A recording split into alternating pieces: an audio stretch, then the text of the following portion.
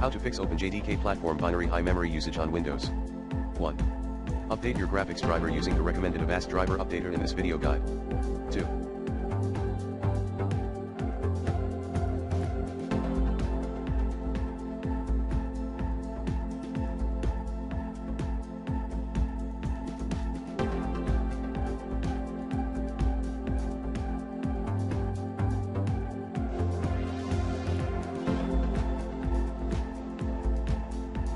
Turn off integrated graphics in BIOS.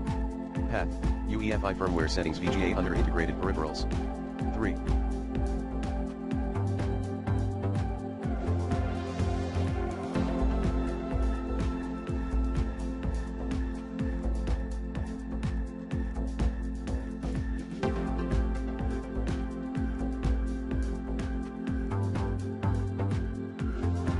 Reduce rendering distance in Minecraft video settings.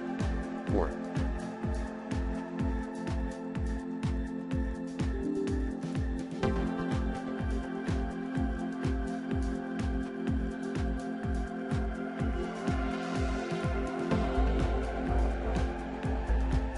Perform a system restore.